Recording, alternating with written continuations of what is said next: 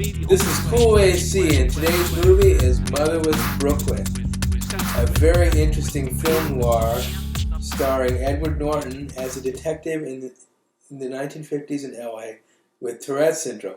Tits on a stick!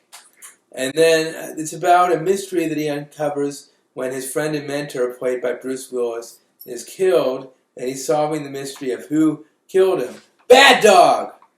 And then he uncovers a sinister conspiracy involving Alec Baldwin, politicians, and he falls in love with a black woman whose name I found unpronounceable, but she's a wonderful actress, and has a mystery to solve. This is the first good mystery film in years. Not only is it a good mystery in tradition of Chinatown, but it's very fun. It's a little bit like The Nice Guys with Ryan Gosling and Russell Crowe, if you remember that one, and Inherent Vice with Joaquin Phoenix. It's very well done, and Cat Wars!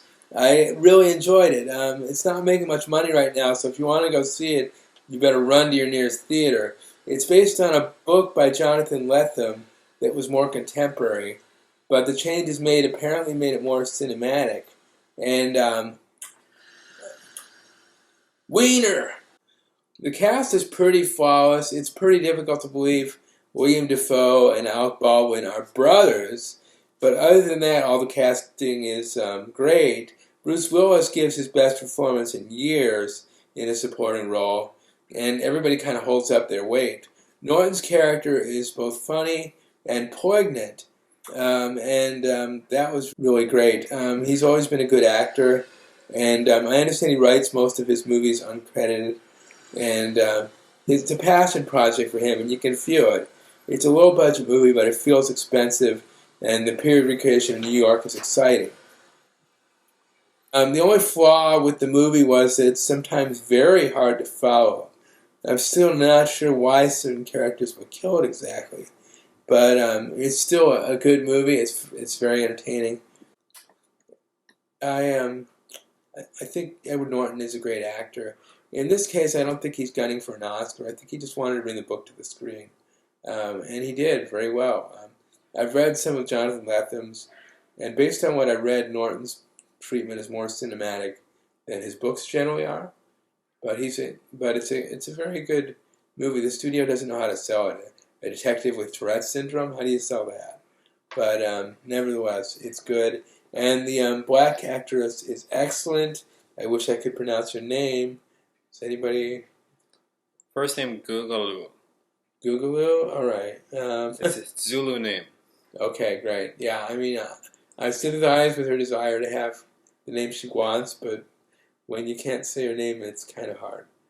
But he's based on a real politician in New York. I cannot remember the guy's name right now.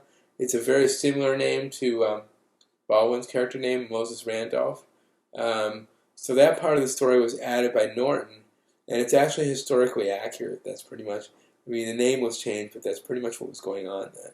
So that lends the story an extra air of authenticity.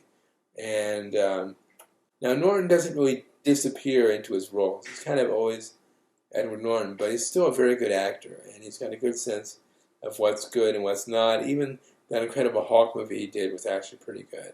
So he's got a sixth sense for how to avoid embarrassing himself. And this one is just a very different kind of movie than what we're seeing right now. And yeah, it's got a lot of suspense and thrills and laughs, and there is not a single bad performance in the movie. It was like a Coen Brothers movie. It was like a Paul Thomas Anderson movie to an extent too, and a little bit Tarantino-ish. It's a fun night out. The music was very interesting. I haven't heard of the composer Daniel Pemberton, but the Radiohead type stuff was real good. You get some Wynton Marsalis too. Yeah, he's good. Wynton Marsalis is good also. So yeah, I mean, I would say if you like Edward Norton and you like film noir, then the movie's a must see. So to sum it all up, it did make me want to read the book, and this is a compelling mystery of a kind that we rarely, if ever, get anymore. And even if we did, it wouldn't normally have a detective with Tourette's syndrome. Fat cow! So run, don't walk to your nearest theater and see Motherless Brooklyn. Happy movie going! Mother eating!